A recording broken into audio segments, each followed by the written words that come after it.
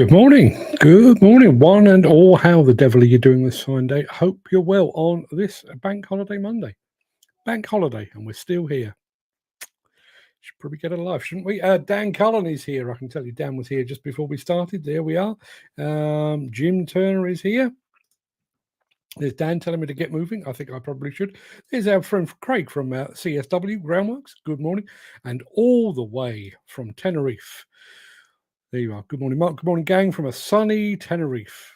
It's quite sunny in Surrey, funnily enough. Not anywhere near as sunny as it is where you are, but good of you to join us, Gary. Hope the holiday is treating you well. You went yesterday, I think, so probably just settling in. Did the Germans beat you to the sunbeds? That's the most important question of the day. I'm going to try and keep today's show fairly tight. I say that a lot, and it doesn't always work, but I'm going to try and keep it fairly tight because I want to have a bit of a bank holiday Monday. I'm sure you do the same. So I'm not going to dawdle any further. I'm going to say, without further ado, I'm going to roll the intro and get this show on the road like this.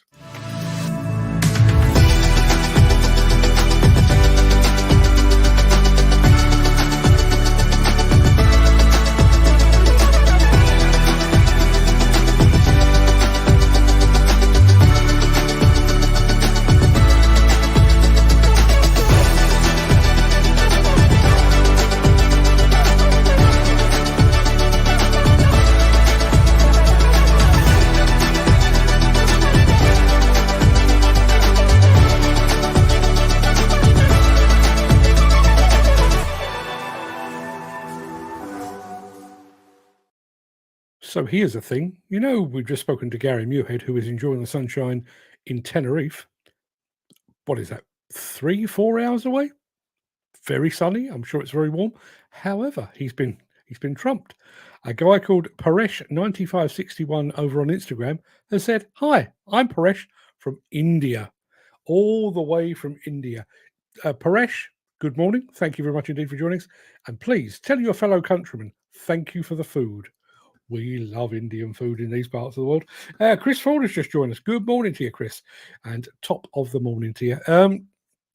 It is Monday, the 26th of August. Welcome to the Breakfast Show. I am your host, Mark Anthony, the Walrus of Demolition. In today's show, why Hoopers is hot for Kobelco, Bobcat wheel loaders in action, the family values of Hitachi, and Caterpillar continues to lead the world in rebuilding and remanufacturing. Plus, in our after-show chat, Mark's morning monologue, as you know, we will be questioning if construction takes better care of its machines than it does its workers. Blair M360 over on Instagram. Good morning to you as well. Thank you for saying good morning. Jim Turner saying plenty of sun here in Nottinghamshire too. Very international show. Yes, we have the English, we have the Scots. I'm sure the Welsh will be here in just a moment. We also have the Tenerifeans and we have the Indians.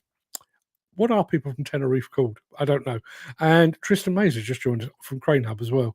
Lord alone knows what part of the world he's in at the moment, but yes, he's here too.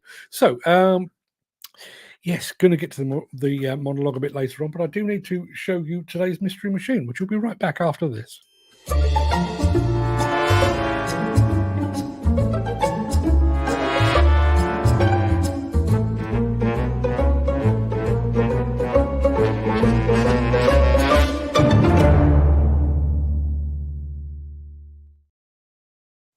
Yeah, mystery machine. Good. Crane Hub. Tristan Mays just said, "Happy Bank Holiday, Mark." Thank you very much indeed, you, my friend. You too. So, mystery machine looks like that. I'll be astounded, truly astounded, if anyone gets it from that. Wow, we haven't seen this fella for a while. Batship Crazy says, "What's up? What's up? Back to you, my friend. Good of you to join us." Steve Williamson, well, things could get interesting with the mystery machine now. Morning all, says Steve Williamson, was giving the machine a quick wipe down, shining now, as it should be. As it should be. So, yes, there's your mystery machine. Any clues on that? I'm thinking probably not. Frank D'Angelo over at Diacon Demos just joined us from Australia. Yeah, Australia and India and Tenerife. It's weird, right? Never ceases to amaze me. Right, while you're trying to figure that out, well, we do have the small matter of the second match of the second round of our Excavator World Cup. And this is pretty old school.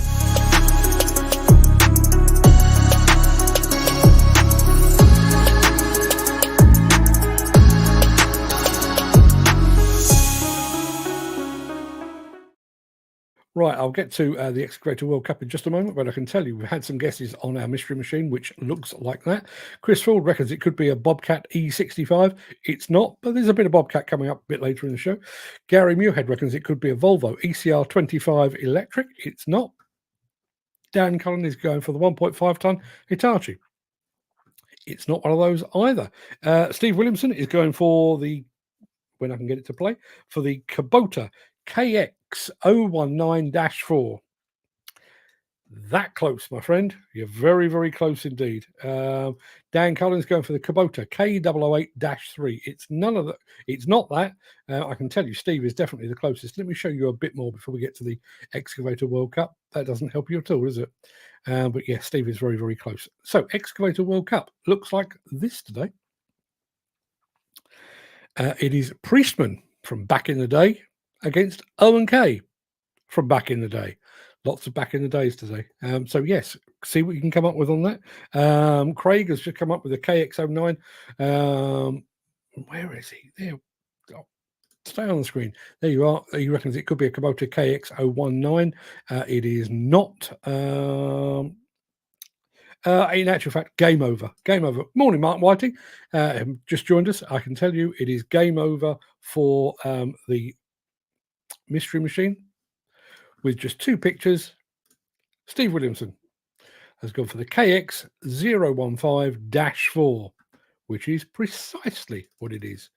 In glorious pink. I was hoping the pink might throw you off, but we never got that far. So 3 points to Steve Williamson, making a late run. Dan, look over your shoulder. I can tell you, I've decided that this month's mystery machine, the prize is going to be a Bobcat t-shirt, and I've got one in black and I've got one in red.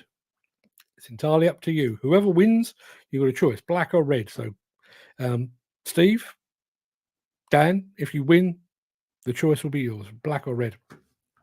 Going back to our Excavator World Cup, Gary Muirhead has put the first vote on the board for O&K. No great surprise. He's a big O&K fan, as he well might be. Anybody else got any thoughts on the Excavator World Cup? Love to hear from you. Well, I'll keep you posted on all of that in just a moment. But first, we need to start the show proper. So I'm going to take that away for now and go with a smidgen of this.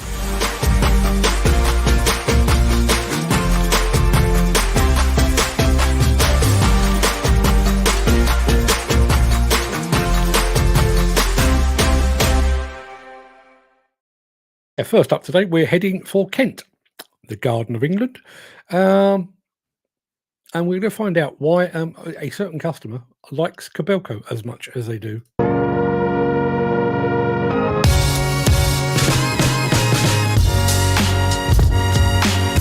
My name's John Hooper. I'm one of the managing directors of Hooper & Sons Groundworks Contractors.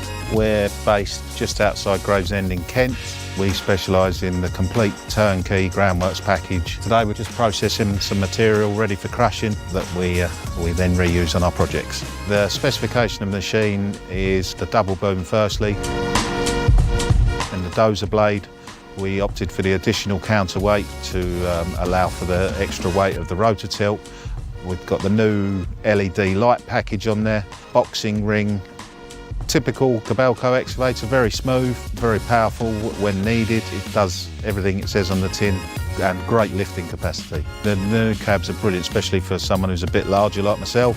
Plenty of room, nice and airy, good vision, everything you'd want as an operator in the machine day in, day out.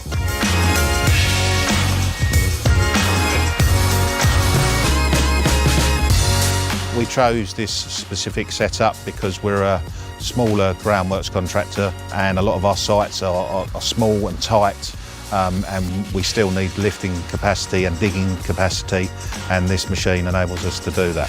We found the fuel economy on these bigger Kobelcos to be fantastic given the size of the machine. We've also found servicing is great, you know. We have a fantastic relationship with Molson's. Our rep looks after us very well. We get great service backup. Any issues they're, normally out within a few hours. We can't fault them really. They've been very professional and easy to deal with. First impressions of the machines have been very good. We're looking forward to get it out on site and seeing how the digging and lifting capacity compares to the older model we have, and start earning some money with it really.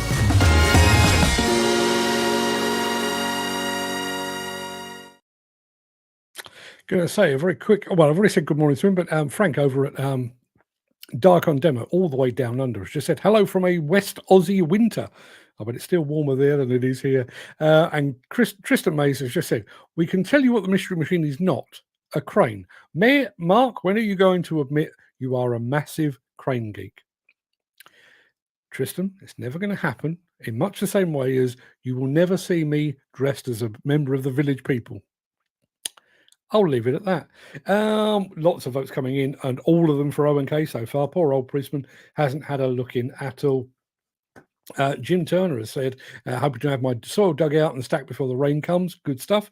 Gary Muirhead says, it's a shame the Blade Runner never really took off. It's a fantastic machine. Couldn't agree more. Chris Will, bugger, my loyalty is torn as I no longer own an O&K. It has to be Priestman, if only for the novel design of the VC range and the age of the company. O&K have produced some fantastic machines in their day, the 120 being the staple excavator on open cast sites. My first 360 was an RH4. Remember both of those. Great vid, but what's the things he thinks needs improving? Who the hell knows? That's not what corporate videos are about, I suppose. Now that's amazing kit with a double boom indeed. Garvin's just joined us all the way from Instagram land, and I do need to go back to this because I had a message yesterday from Steve Williamson, who basically made me question my existence. He left me a voice note saying, Senebogen, are you sure you're pronouncing it right? Are you sure we're pronouncing it right? Because I've just heard it being pronounced Senbogen.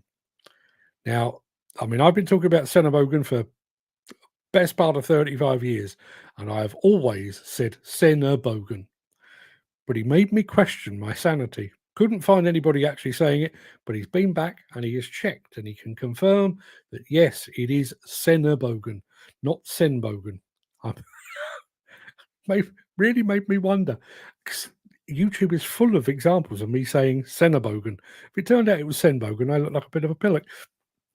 However, I've spent years saying Hyundai when apparently it's Hyundai, and I've also spent years saying Shantui when apparently that is Shantui. And apparently, according to Tristan Mays, when in the crane land they call them Senebroken. I don't believe that for a moment. And there's Steve, the little things in life. Ah, yes, I'm a huge fan of the little things in life.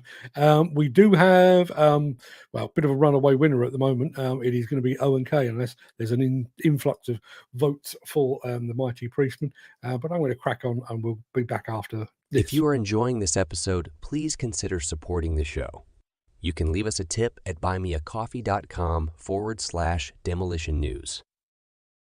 Yeah, no introduction necessary for this one. We've got a couple of compact wheel loaders. They come from Bobcat. They're excellent. They look like this.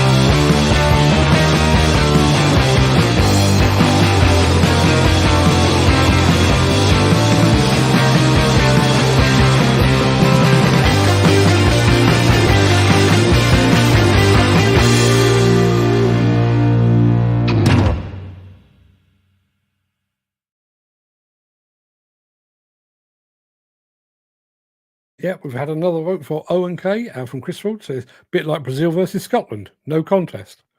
Didn't Scotland beat Brazil like once? Have I remembered that right? Maybe not.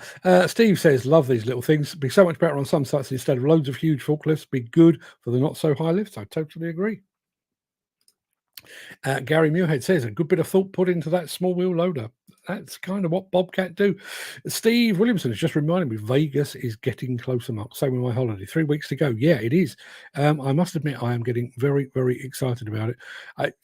I always kind of need to get my ducks in a row from a kit standpoint.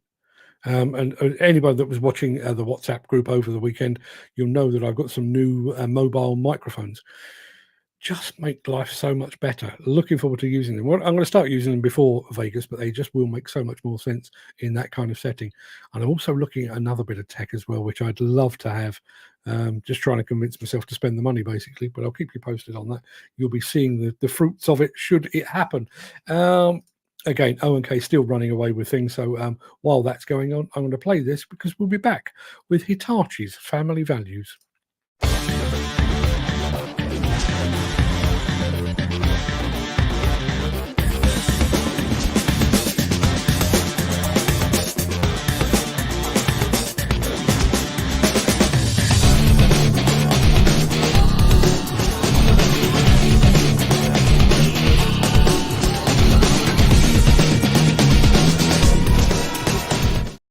I've got to be honest, I don't have as much to do with Hitachi UK these days, not since David Hearn left a good while ago to go and form LDH Attachments, which he subsequently sold.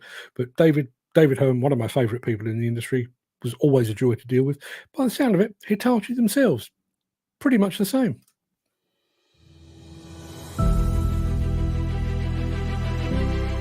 At Hitachi Construction Machinery UK, we're proud of our culture and believe that we can be the difference by adhering to our 4 core values: people, customer, innovation and integrity. People make our business work, and with the right people in the right place, it means it works well. The people at Hitachi have a good can-do attitude and help each other, and that's the recipe for success. Everyone here is so kind, and work is a lot easier when you enjoy being around such good people. You can't get the job done without the right people in place, and the rest will follow. This inspires you because you're not just seen as a number at Hitachi. It also motivates you to do your best every day and makes you feel really valued. Everyone here plays an integral part, and to be one cog in that machine is brilliant. Inside the workplace, it's about being a family and having our core values. And it's the same outside, to have a customer integrated into that. Having people who care and want the company to do well is important. There's a passion there that the customers can see. The trust we have with our customers is something that inspires me, as the company's success relies on building good relationships with them. One of our biggest priorities is customer communication. Repeat sales are a good indication of customer satisfaction as they are loyal and keep coming back. Customer focus is vital to ensure they get the best possible service. It gives you a boost when you keep the customer happy and help get their machines up and running. Our innovation inspires me the most, and I've seen many new things since I joined 3 years ago. Hitachi is always moving towards new systems and technology. It's really impressive to see new ideas and processes and how quickly problems can be resolved thanks to technology and teamwork. There's always improvements to be made, and we're not scared to try anything new. I am inspired by the innovation and the quality of the products, as well as having the best service engineers and strong, long-lasting partnerships. The most important qualities are to be trustworthy and honest. Somebody that takes responsibility shows courage, and that is invaluable. And those are the type of people that I work with here at Hitachi. Allowing me to be me and my team to be themselves is how you get the most out of people. Working here allows me to rely on my team to use their initiative. Keeping integrity is key, because if you lose sight of that, then you lose sight of your other values. Your people and your customer are important. If you lose integrity in your people, then you lose sight of your customer. As you have seen, we look after our people and customers with the high levels of integrity and innovation that you would expect from one of the world's leading brands. Why not help us to be the difference by joining the world of Hitachi construction machinery?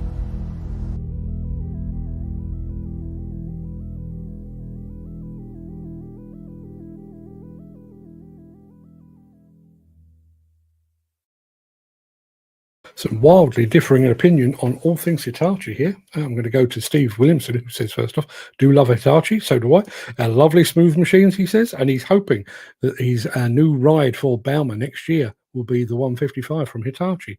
On the flip side, Dan Cullen says, have a mate on a 350-7 Hitachi on a demo site. He says, very unstable, doesn't like it. He also says, not as robust as the Fiat Hitachi as they were the machine.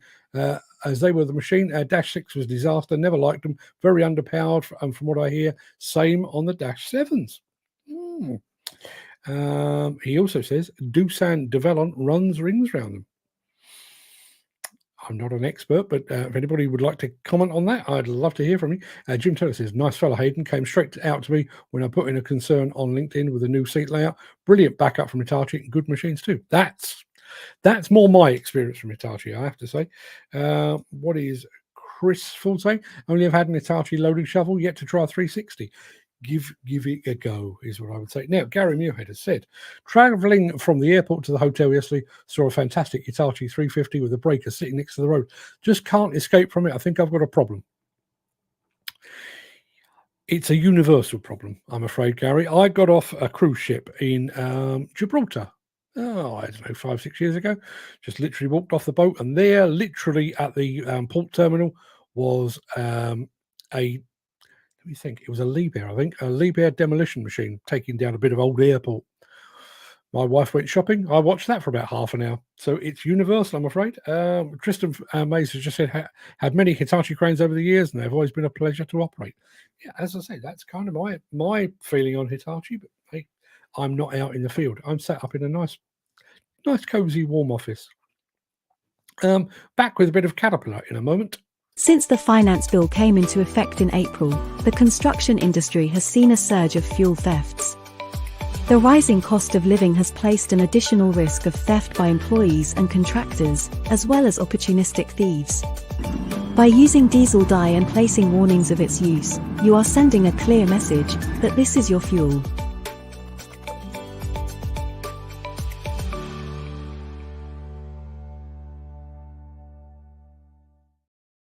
I'm going to pause for a second because I do want to get into what Steve has just said. Dan Cullen says, Gary, we all have that problem. I can't walk past a site, I'm afraid. I really can't. Here is Steve saying, on my honeymoon, I got caught filming a long reach in the sea, shaping the palm. Can't help it. This is nothing to do with diggers at all, but many, many moons ago, when my wife was still just my girlfriend, we went on holiday to Corfu, and we got talking to a couple. They were a little bit older than us, not a huge amount, but maybe they were about 10 years older than us. And the guy, now bearing in mind this is the 80s, so he bought himself a video camera, big socking great thing like this, and he brought it on holiday with him so he could film his holiday. But he'd gone one further. Not only had he bought himself a video camera, he'd actually been on a course to teach himself how to use it. So he was sat there, taking these lovely, smooth panning shots and everything else, and he was showing them to me. And his wife said to him, show him that one. What one? So imagine there's a rock out to sea, and he's focused on that, and he gradually pulls back, and there's the waves, and there's the sea, and there's the people, and there's the lovely, silky, sandy beach, and it's all as smooth as anything. And then a woman in a bikini walks past, and his shot started to bounce. Yes, that's men for you. The Dash 7 isn't as powerful as the Dash 5, but a comfortable machine that does what it's supposed to do. Just the bar under the seat that's a pain, but it wouldn't stop me buying one, he says. I'm sure Hitachi will be delighted to hear that. I'm going to take that away. You know, we were talking, was it last week? We were talking about remanufacturing and rebuilding and repairing and stuff. Well, obviously, Caterpillar have been doing it for many, many moons. And this is how they're pushing forward even further with that. A CAT certified rebuild returns your end-of-life machine, systems, and components to like-new condition at a fraction of the cost of buying new. A rebuild will improve machine performance, increase productivity and fuel efficiency, and maximize your initial investment. CAT certified rebuilds take place once the equipment has accumulated a substantial number of operating hours. Consider early indicators such as service history, CAT SOS services, fuel consumption, and performance loss. Depending on the needs of your machine, there are several different rebuild options. Choose to rebuild your machine's powertrain, which includes all major drivetrain components and engine, all hydraulics components, certified powertrain plus hydraulics, or a complete machine rebuild with a new rebuild identification number. So how does it work? First, your machine will undergo an extensive inspection and cleaning process. The engine, drivetrain components, and hydraulic systems will be removed. If necessary, a CAT reman engine may be installed. During a powertrain rebuild, the radiator, oil pump, transmission, torque converter, differentials, final drive and brakes are inspected for reusability, which can lower your rebuild cost. During a hydraulic system rebuild, the cylinders, rods, pumps, motors, valves, accumulators, lines, hoses, gaskets, and seals are inspected, reconditioned, or replaced as needed. With a Powertrain Plus hydraulics rebuild, you'll benefit by updating the key components at the same time, keeping your own equipment and reducing future unplanned downtime while restoring like-new performance. You can even add optional technology features such as Product Link, software updates, and Great Assist if available for your machine. You'll also benefit from engineering updates made since your initial purchase. During final assembly, your machine will undergo rigorous performance testing, pressure checks, along with engine and transmission dyno testing. To wrap up your rebuild, Caterpillar has you covered with a rebuild warranty with options to extend, equipment protection plans, customer value agreements, as well as a range of financing options. No matter the size of your fleet, CAT equipment is built to be rebuilt, having you back to work in no time. The CAT rebuild options featured are available for most machines, not just the D6T featured in this video. Contact your local CAT dealer for more information.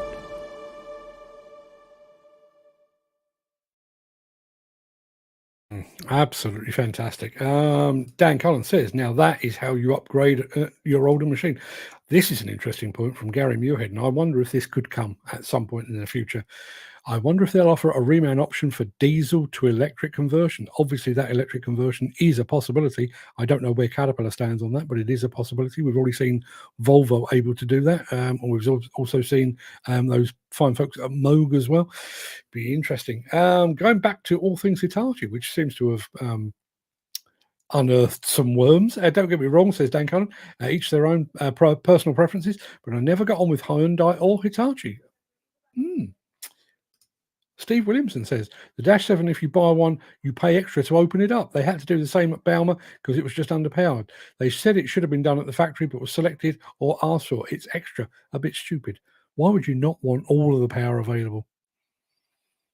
Unless you've got an absolute lunatic behind the levers. Don't know. Gary Muirhead says, it's funny, I'm getting a fantastic signal and picture quality here in Tenerife. Then I get back home, it's always coming and going. Go figure. Makes no sense at all. Now, this is interesting. New machine for Bauma. Just got the answer. Brand new Hitachi 180 and a Zeppelin 110. Wow. That's going to be good fun. I'm looking forward to seeing that, Steve. Does that mean you can start working out your choreography now, or have you already done that? Love to hear from you. So I can tell you, we've done and dusted on our mystery machine, which was Steve Williamson 1. He correctly identified that beauty there. And this one's done as well. I'm going to do this bit to camera. So the latest round of our Excavator World Cup competition pitted O&K against Priestman. But which brand came out on top? Well, we put it to the public vote, and I can tell you that the winner is... it's O&K. O&K goes forward to the second round. No, actually, they go forward to the third round. While Priestman sadly leaves us empty-handed. But O&K into the third round. Didn't expect them to go that far, but there you are. Tomorrow's match really is a battle for the ages because it's going to see Leap Air going head-to-head with Volvo. Personally, I would have had them right up the top, possibly in the final. But, yep, they are. Second round, Leap Air goes head-to-head with Volvo. See what you make of that. Please tune in to make and take part. See if you can influence the outcome. There we are. Duck and a track machine, going to be good. Yeah, looking forward to seeing that. Jim Turner says it's to do with monitoring emissions, Mark. If they were all opened up, it would mess with their stats. Thank you, Jim. That makes perfect sense. Yeah, absolutely. No, I can see that now. I should have thought of that myself, actually, but there you are. It is time for the morning monologue, which will be along right after this.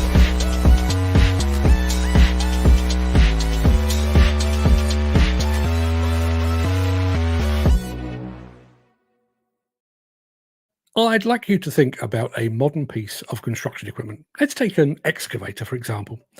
In addition to all the technology built in to make the machine safer, more productive, and less damaging to the environment, it has a full suite of systems and devices to protect the machine itself.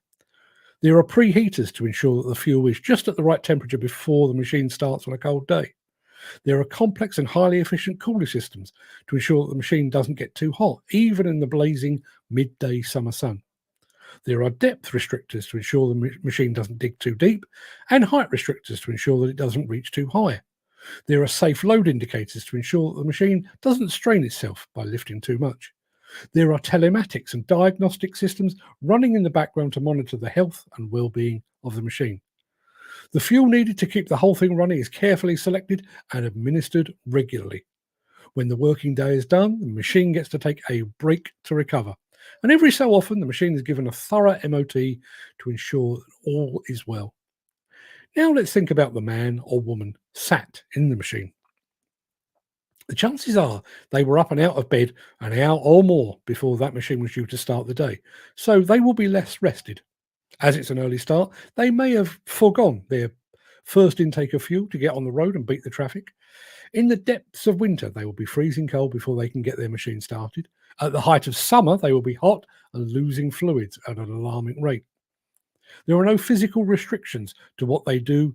Let me do that again. There are no physical restrictions to what they then do with the rest of their working day. If the job requires them to work 10, 11, 14 hours a day, they will do so with barely a chance to refuel or take on fluids. Even if they do work 14 hours for 6 days per week, there is no system to alert anyone of excessive strain. And just how often are they checked over to ensure that they are fit and well? Workers are placed under almost constant stress by unattainable deadlines and pressures from above for greater productivity and ever greater precision. It's little wonder that some of these working men and women eventually break. And when they do, there's no telematic system that can trace the cause of that breakdown. No one is asked to explain why that person was overworked or pressed into doing a task for which they were not designed. They will simply be replaced, their seat filled faster than you can say, "New operator, please." These workers are expected to perform physically demanding tasks, often in hazardous conditions and with a level of precision that leaves virtually no room for error.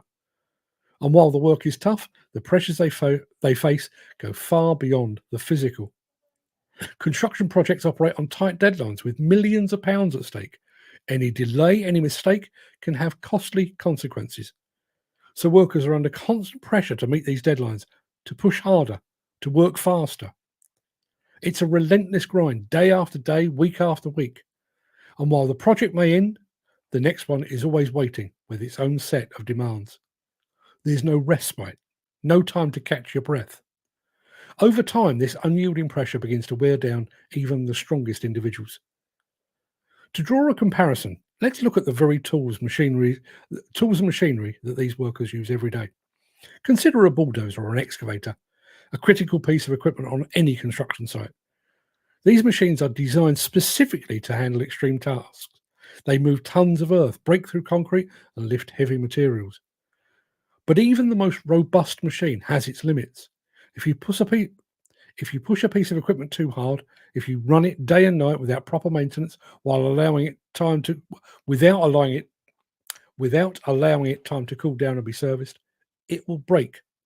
The engine might seize, the hydraulics might fail, and the machine could become unusable. No one would dream of running an excavator into the ground and then expect it to perform at its peak. So why do we expect human beings, who are infinitely more complex and irreplaceable, to endure that same kind of unrelenting pressure without consequence? Just as construction equipment needs regular maintenance, care and downtime, so too do the workers who operate them. Yet in the construction and demolition industries, the demands placed on workers often far exceed their capacity to cope. And the physical strain is only part of the story. The mental and emotional toll can be even more devastating. The pressure to meet deadlines, the fear of making mistakes, the constant vigilance required to avoid accidents, these all contribute to a highly stressful working environment. Over time, that stress can accumulate, leading to mental health issues such as anxiety, depression, and burnout. And because these issues are often stigmatized, many workers suffer in silence, feeling they must soldier on, no matter the cost.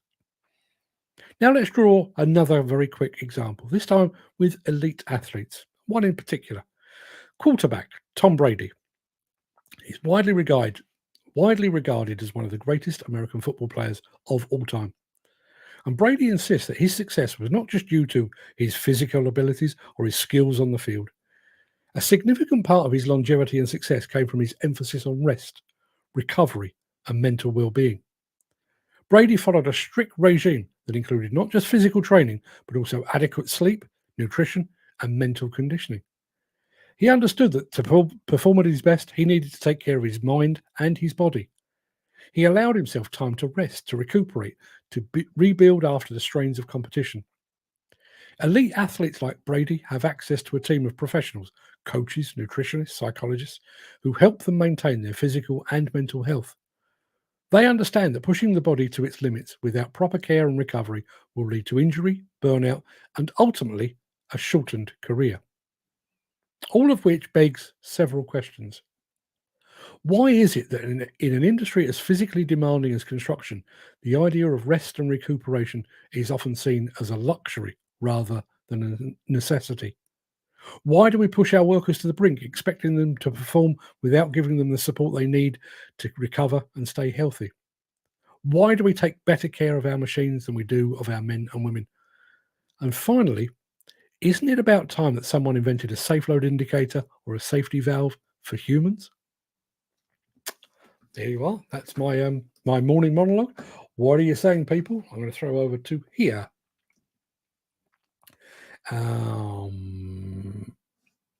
Start with that. I wonder if there's an Owen K museum. I would love to see that. I wonder if there is. I hope there is. I sincerely hope there is. I mean, let's face it. There should be. There absolutely should be. Steve Williamson says, that's my only gripe with the Hitachi. You need to run full pelt to get it working, whereas Volvo, you can screw it now slightly. I'll have it on eco and she will work on great. Yeah, indeed. Steve Williamson, this is precisely the thing I'm talking about. I stupidly sometimes don't eat a thing for a full 12 hours in a machine. And I know why. Listen, if I'm busy, I do precisely the same thing. I realise my job is not physically or mentally taxing. Struggle to come up with words and phrases from time to time. Struggle to pronounce my own words from time to time as well.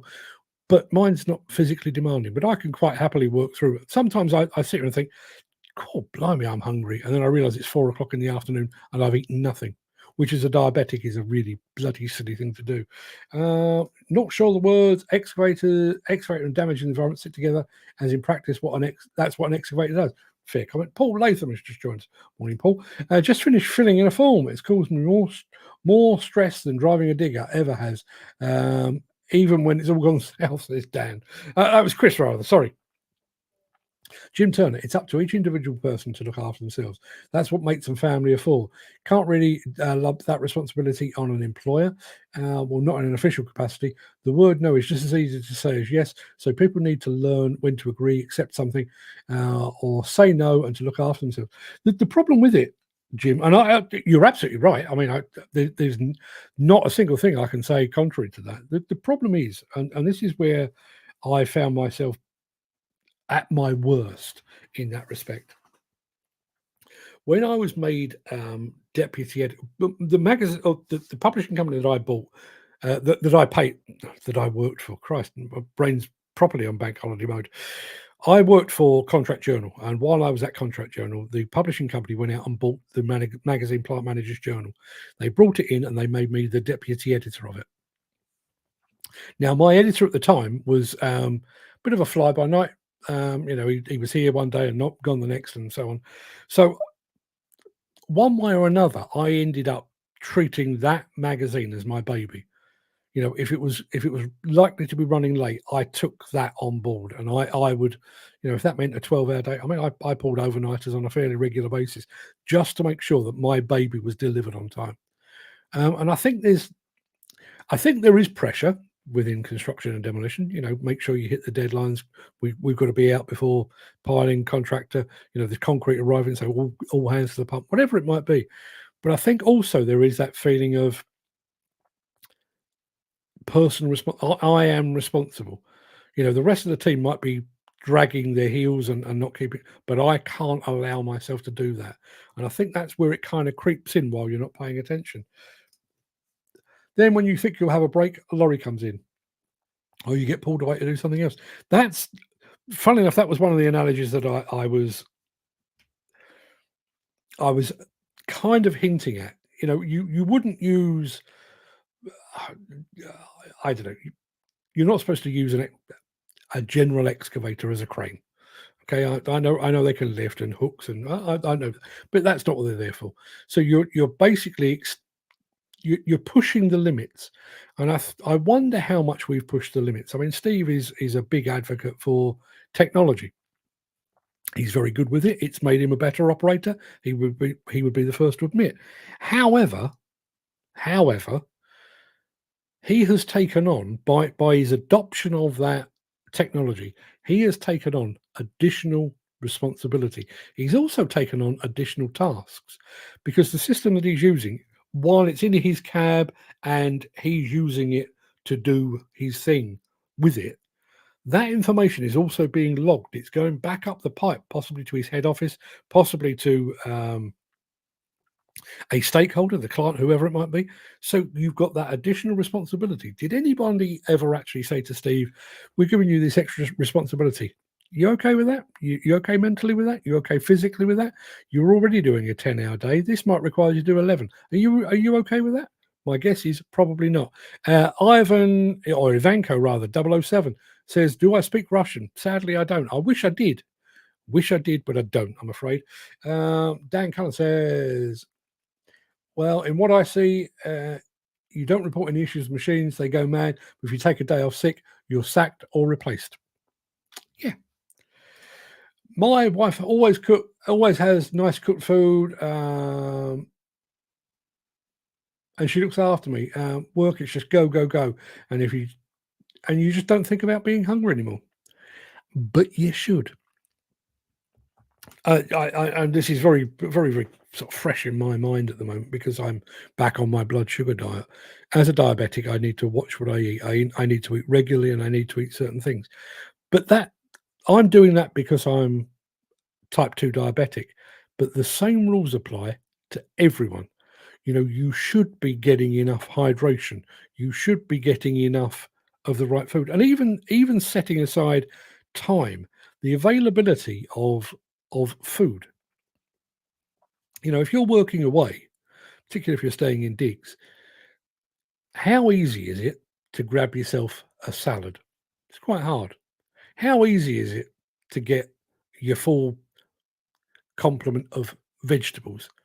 It's not. The easiest food, the most readily available food, if you're away, certainly if you're working on site or if you're on the road, it's bacon rolls, it's burgers, it's chips, all of those things. It's not good. It's not good. And I mean, certainly with mine, I mean, I was probably diagnosed as diabetic or pre-diabetic about 10 years ago.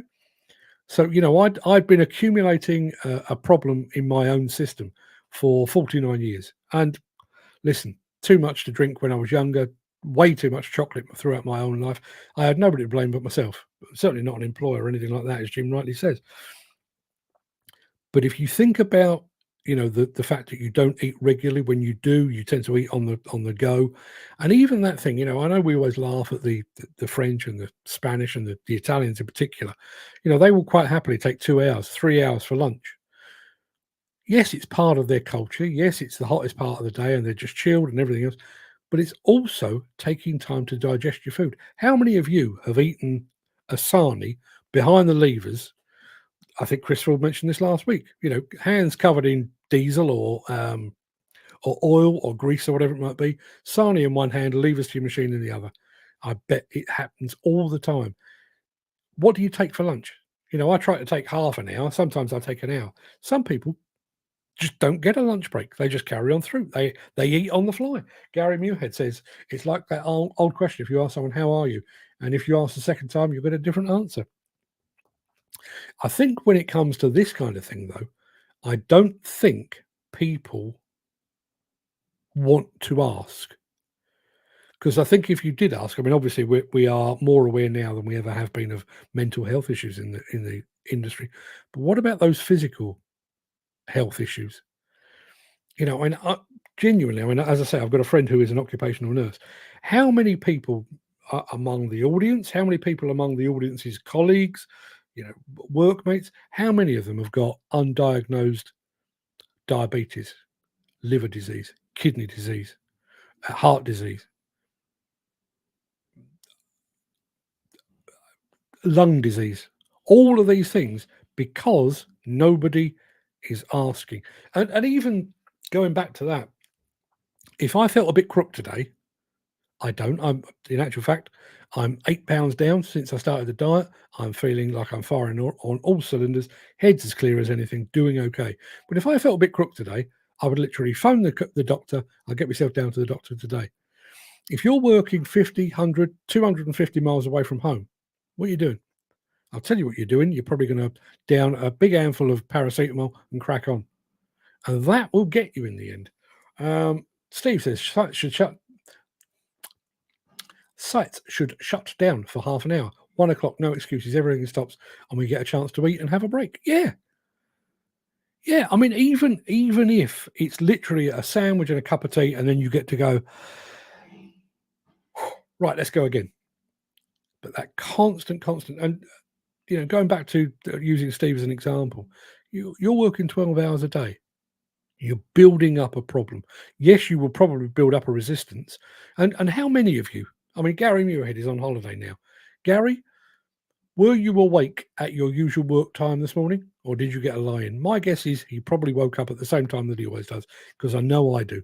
It doesn't matter whether the alarm clock's on or the alarm clock's on or off, whether I'm here in the UK or somewhere else, I will wake up at the same time because my body clock is attuned to that. It's not good. Chris Ford says, Jim, many years ago, I was having a work-related discussion with an employee. The outcome was there's no such word as no on this firm. As quick as a flash, he replied, can I have a pay rise? Certainly not, was the equally quick reply, followed by the words, you have an answer for everything. There is no room for weakness on sites, and that's a true fact, really. It shouldn't be like that. No, and I think I think we've now started, and I don't think we've fully, but I think we've started to understand the mental toll that has taken. Obviously, nearly 700 suicides in the industry in 2022, but lots and lots of people talking about mental health issues within the industry, all of which I understand. But I wonder how well we currently understand the physical. And I realize things like, asbestos related diseases in people that worked in demolition for 20 or 30 years, we're aware of that. But how many of us are aware of things like heart disease, lung disease, liver disease, kidney disease, diabetes, all respiratory problems, How many of us are aware of those until it's too late? Because every day you put your body under strain, you are increasing the likelihood of your system breaking down, much the same as you would an excavator. Ruth Anthony, who knows about these things because she is my part-time doctor, it's been proven you don't work to your best ability if you're not eating or drinking. Afternoon slump. Quite right. Funnily enough, I don't know, did I tell you this? How do I put it best? I've been struggling a bit. Not mentally. Don't get all worried. I'm on metformin to help tackle my type 2 diabetes, and one of the issues with metformin is it can deplete your vitamin B12 levels. I didn't even know what vitamin B12 levels were until very recently. But here's the thing: for about the past 5 months, possibly even longer than that, I would stop for lunch, have my lunch around about 1:30, and fall asleep. And this wasn't me sat there thinking, yes, I fancy myself as an Italian. I'm going to have a short siesta. It was literally sat there eating my lunch, nodding off. Turns out, down to my lack of vitamin B12, I'm now on a daily spray. Just squirt it in your mouth, you get your vitamin B12. I've been on it for, let me think, I've been on it for 15 days. Yeah, 15 days, I think. Haven't had an afternoon nap once. Now, that's just a minor example, but here's the point, right? With me, bearing in mind I work from home, I'm sat at home, I'm sat on the sofa, I eat my lunch, and I was literally swinging my feet round having a doze. How would somebody in your position, behind the levers of a machine, how would you get by if at 2:30 in the afternoon you found yourself nodding off? Not good.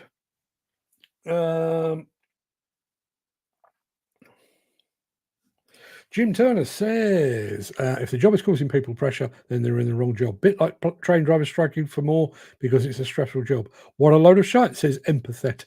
Empathetic Jim Turner. There's plenty of folk out there who would love to drive a train for a living as they're enthusiasts. Bit like us being machine enthusiasts. So we don't get stressed when flat out and busy, as it's enjoyable. I bet we do. I bet there's a plenty of stress around these plants.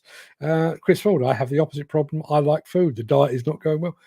The fun, do you know the funny thing is, food is my favorite thing. It really is. I love food. Love food. One of the main reasons I like traveling is to go and have different food. Love it to death.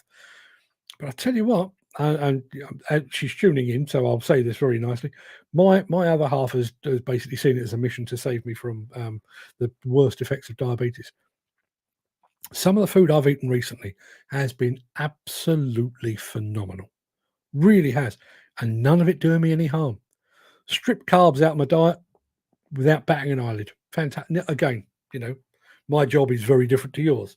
I don't have physical demands. My commute is 13 steps and I'm sat on my arse all day. But it really does. I can feel the difference already. I've often been so busy, I've not eaten from when I left home to when I get back 7 or 8, 16 hours when I'm flat out, like loading trucks. See, I'm not accusing you of this, Dan. But there's a thing here, and I know we always relate this to mental health, but there's this thing within the demolition and construction industry of kind of the macho attitude. As I say, I'm not accusing Dan of this, but that's the kind of thing you hear boasted about. Oh yeah, did a full day, didn't eat a bloody thing, didn't get home until 8 o'clock at night, didn't eat a thing, didn't have a glass of water, nothing. I just worked through because look at me, I'm tough. You might be tough, but it will get you in the end. Jim Turner, too many people out there that are in the wrong job, but they can't afford to wrap up and retrain in something else. So they carry on doing the job and get more stress. There's certainly a lot of that about. Chris, what's a holiday? I'll get my wife to answer that. She's the expert. If you're doing 12-hour shifts, site should stop for an hour at 1 to 2. Yeah, I agree. I also wonder what that would do for the camaraderie on site. The communication on site. But also, I wonder what that would do for your mental health if you could actually come up for air for an hour every day, over a cup of tea, over a cup of coffee, have a bit of chin wag. Even the notion of actually getting out of the machine. Some of you guys are operating absolutely top-notch equipment, with your vibration isolated seats and your comfy deluxe seating, and it's heated or it's cooled and it's ergonomic and all that. But being sat on your ass in the same place for 12 hours takes its toll. If you had an hour for lunch and could get out, stretch your legs, have a chat, stand around, sit down, go for a walk, just catch your breath, just straighten your spine. I think there's a lot to be said for that. Paul Latham says, is there space within construction and demolition for faith groups to visit from a pastoral care point of view? Would you be open to discussion, trial? Heavy industry within the Black Country had chaplains that were welcomed by their management and staff alike. So I find myself oddly torn here, and thankfully Paul is very understanding of my position on this.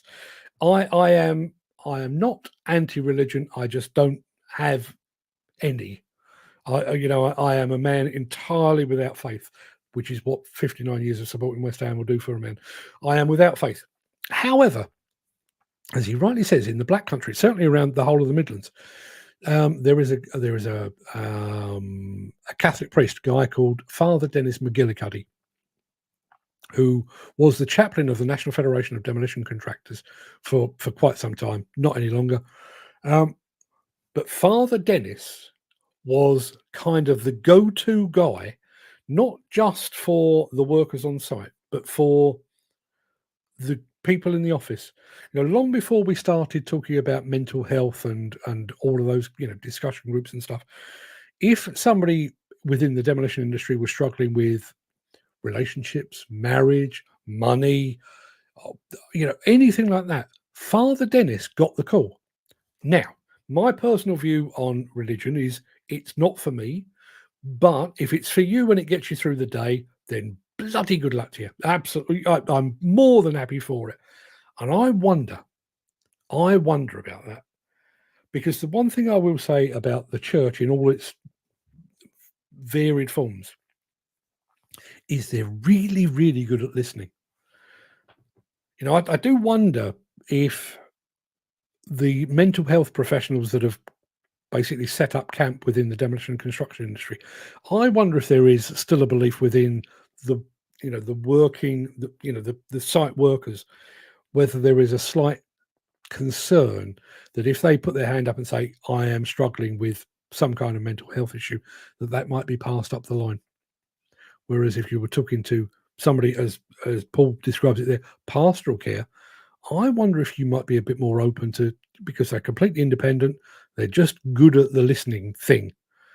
I wonder, as I say, and I'm saying that as somebody that has no belief whatsoever, but I do actually think, Paul, you could have a point there. I really do think you could have a point. And another problem on site is you work 12, get paid 11, as most companies don't pay for breaks. Yeah. Ivanko, can you say hello and wave to Russia? Hello.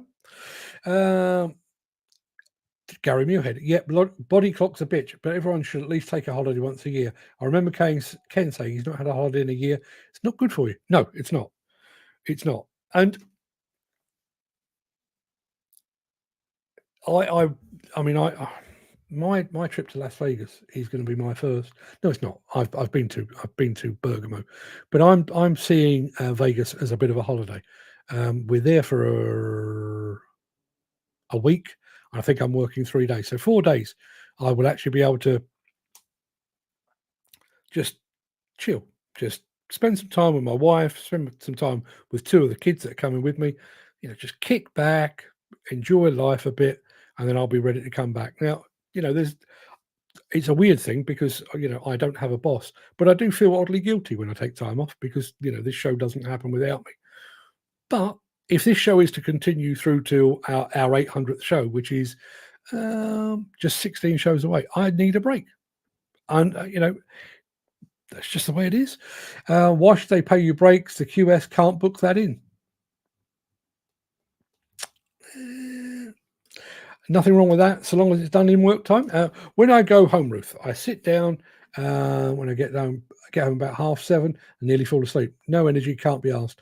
And in a way, in a zone to myself. Working at work, I'll work on no problem. I keep busy and get through it every day for 20 odd years. When you sit down at home, that's when it hits you. Yeah. Ivanko 007 over on Instagram. Who is better, Trump or Putin? Let me put it like this: if I found myself in a room with Trump and Putin and a gun with just one bullet, I'd ask them to stand very close together and hope I could get both of them. That's my feeling on it. Here's another thing, Steve, and I'm saying this as somebody who's been happily married, and I'm not saying that just because she's listening. I've been happily married now for 34 years. I've been with my wife for, we've been an item for 40 years. That's how long we've been together. And a key part of that is actually having time. And I was terrible. I was a terrible, terrible husband, father when my kids were first born, because I got it into my head. And admittedly, interest rates were through the roof, so I was struggling to pay the mortgage and everything else. But I was working like an absolute lunatic. 12, 13, 14-hour days were the norm. And I missed school open days. I missed sports days. I missed my twins' birthday on one occasion because I was in the States and so on down the line. But, I think the reason that we have lasted as long as we have, and the fact that she hasn't stabbed me, is because we do actually take time out. And listen, I'm sure your wife is extremely understanding, but when you get home, if you get home so bloody knackered you can barely raise a conversation, not good for you, not good for her, not good for a long marriage. It really isn't. Being a train driver is not fun when you get a 4-footer. Slang for a suicide. Why are they called 4-footers? Never heard that before. Ivanko, where do you live? What state are you from? I'm in the UK, not from a state at all. I'm in a state, but I'm not from a state. I haven't had a holiday in 2 years now. Been so busy and loving it. Though, as I feel when you go, you may not get back on site as they replace you. Shouldn't matter. Shouldn't matter. My other half, Steve, said you can buy shakes that will replace a meal full of vitamins, not diet shakes. We use them. Used to buy them for Mark's dad. Yes, we did.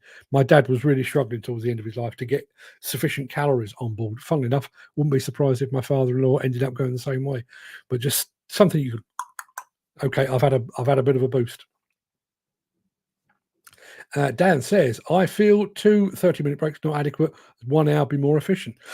I would change this job. I would change this job ever. Love it, but it's hard on you. Don't agree with anyone that says sitting on a machine for 12 hours is easy. It's not. It really is not. Because it's not. There is this notion, I think, that if you're sat in a machine, you are in splendid isolation. But you're not. Your phone's ringing. Your boss is on the phone. Have you done this? Have you done that? Can you do this? Can you do that? You've got a screen in your cab telling you do this, don't do this, don't do that. You've then got site people. Can you come and do this? Can you look at that? You've got to maintain the machine. You've got to be mindful of health and safety. You've also got to have a full understanding of regulations as they pertain to the particular site you're on. It is a constant press. And that's why I think an analogy with a machine works so well. If you didn't maintain the machine, if you didn't give it fuel, if you didn't give it lubricants, if you didn't give it grease, and you worked it and worked it and worked it, that machine in the end would just go, and it would keel over and die. People do the same. My idea of a holiday was go and drive something different for a week or two. The thought of sitting on a beach fills me with terror. Might manage a day. Listen, even when I'm away, I'm sat there thinking, oh, I could do this and I could do that. And it's constantly going over my head, but there's no actual grief about it. Jim Turner says, it's when we eat carbs and processed food that the trouble starts. You've seen how much of a fat bastard I am. I didn't think you were that fat. I mean, you're a big lad, but I wouldn't say you were necessarily fat. Eat too much and definitely too much of the wrong stuff. If we had more time, I'd live on salad and meat, but a sandwich and a 20-minute bung in the oven dinner is a lot quicker to knock up when you don't get home until 10. Going back to the Tom Brady, and I'm not a fan of American. Well, I am a bit of a fan of American football, but Tom Brady is very, very public about the fact not only did he win more as a quarterback in American football than anybody in history, but he's also had a longer career than anybody else. And he puts that down to nutrition and everything else. But sleep, he's a 9 hours a night merchant. Now, 9 hours a night, I don't get that much. I'm sure none of you do either. But that's what gave him that length of career and that level of success. Think about this. Going back to what we were saying about all the things you need to be mindful and cognizant of while you're behind the levers of a machine. Think of Lewis Hamilton. I try not to because I think he's a bit of a bumhole, to be honest. But think of Lewis Hamilton.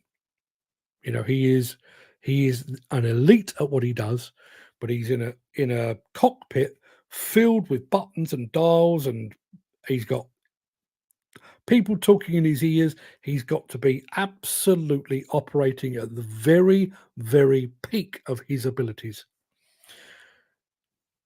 Do you think before he gets behind the wheels of his F1 car that he's been out on the lash the night before? Do you think he lives on a diet of bacon rolls and burgers on the go? Do you think he manages on 3 hours sleep a night? I bet he doesn't. If anybody's old enough to remember, there used to be a TV show called Superstars, where they would take sports people from all walks of life, footballers, athletes, weightlifters, Formula One drivers and the like, and they would compete on cycling, weightlifting, and various other bits and pieces. And for a long, long while, until a guy called Brian Jacks came along, some of the most supremely fit people in that business, or in that show rather, Formula One drivers. There's a guy back in the day called Jody Scheckter, fit as a robber's dog, absolutely fit as anything. And all he does is drive for a living. And all of that comes down to taking care of himself, getting his sleep, getting his nutrition, getting his hydration. Jim Turner, even worse if you're stuck on 2 strikes and hoping for a third so you can retire. When the show finishes today, Chris Ford says, I'm going to fetch a grab for an 8-tonner, have a tidy up. Could be a bonfire sort of day. What's the difference between work? The pay is the same. Okay. So lucky it's Vegas. But so lucky. Vegas is just awesome. I have to say, I am looking forward to it enormously. That's a good point. Never thought of trying that. They're not cheap, but Huel. I don't know if anybody ever watches Diary of a CEO, the podcast, but that's Stephen Bartlett, big advocate for Huel. As I say, they're not cheap, but you do get a fair old whack of vitamins and stuff in one of those. Just a ready-made shake, knock it back, you're good to go. Apparently 4 footer, 4'8" is the rail gauge. Now I know. Our holiday can't come soon enough. I'm sure you've earned it. It's because what we do is life and not just a job. Which came first? Which came first?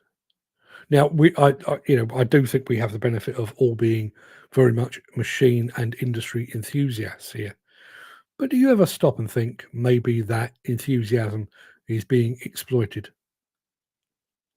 Get Steve. I know we're out of hours. I know we're finished. Get Steve to go and do that because he loves to be on a digger. And the chances are Steve will go, yeah, right, not a problem, with a Scottish accent. Which came first? Was it the enthusiasm, or is that enthusiasm exploited? It's more mentally draining than physically draining. Yeah. But Gary, listen, and I mean this in the nicest possible way. Whenever I talk about diet, you always say, I've started a diet. I've finished again now. You're a big lad. Jim's a big lad. I'm getting smaller by the day. It will catch up. Trust me, it will catch up in one way or another. Steve Williamson, I agree. Bumhole. I think we're talking Lewis Hamilton. Dan Cullen says, have a great bank holiday Monday, guys. Stay safe. Don't forget to tell the ones closest to you that you love them. Now go and enjoy your holiday. See you all on the flip side. That's sound advice. Yes, the lack of sleep also adds to my poor eating habits. I work on 4 to 5 hours sleep per night. If I slept right, I'd definitely be thinner. There was a thing that if you were here way back at the very dawn of time, as far as this show and the other allied shows were concerned, I interviewed a guy who is one of the whiz kids at Caterpillar, and he's responsible for keeping, basically developing systems to monitor for fatigue, specifically among mining truck drivers, but fatigue within the cab. And one of the things that I'd never understood this. One of the jobs of sleep, he described your brain as a hydraulic system. It runs on fluid. And over the course of a working day, your brain will accumulate effectively toxins. And one of the main purposes of sleep is that while you're asleep, your body flushes your brain out. So when you wake up the following morning, having had a decent amount of kip, you will wake up feeling refreshed. You'll be a bit sharper and everything else because your body has flushed your system through and you're now back to where you should be. You don't get enough sleep. I mean, I mentioned this a couple of weeks ago when we were talking about fatigue. If you are sleep deprived, it's as bad as being on booze or weed or something like that. So 4 to 5 hours, Jim. I've seen you. The same as the rest of this industry. I'm sure you're powered by coffee and Red Bull and everything else. I mean, even that. I can't remember what it was called. But we mentioned this when we were talking about fatigue, and Peter McKenna, who I haven't spotted in the chat today, he was talking about the fact that he survives on, I don't know, he named some sort of lunatic coffee, death coffee or whatever it might be, and Red Bull. It'll get you. Your bodies aren't designed to ingest that level of caffeine. It will get you. If your body needed caffeine to that degree, it would have devised a way to do so. You're just making things worse. That's my thought for the day. As Dan rightly said, it is Bank Holiday Monday, and I do think you should all go and do whatever it is you're doing. Get yourself home. Try to sleep. Try to catch up on your rest. Try to eat well. Have a salad. Coming from me, that's pretty rich because I've spent 58 years ducking salad wherever I can, but I'm back on them and they're not too bad. So look after yourself because, frankly, I'd like you to be here tomorrow because I'll be back with yet more of the same. Till then, everybody, enjoy your bank holiday, whatever it is you're doing, and I shall see you very soon. And I'll close on that. Thanks, Mark and Ruth, for the health talk. We aim to please, Steve. And there's Gary saying, when I worked night shifts on the railway, it was the worst thing I could do, said the doctor, because you're eating when your body should be resting. My dad was one of those people who I think at one point, he'd done 6 years without a single day off sick. He'd worked through migraines and he just worked through anything. He went on to night work and all of a sudden he was ill with everything. It absolutely destroyed him. Jim Turner says, never touched an energy drink, don't drink coffee, mostly tea, sometimes Iron Brew or Guinness. That's a fine mix. And Chris Ford says, goodbye. It's goodbye. Goodbye, Chris. Goodbye, children. See you all tomorrow. Have a great day. All the best.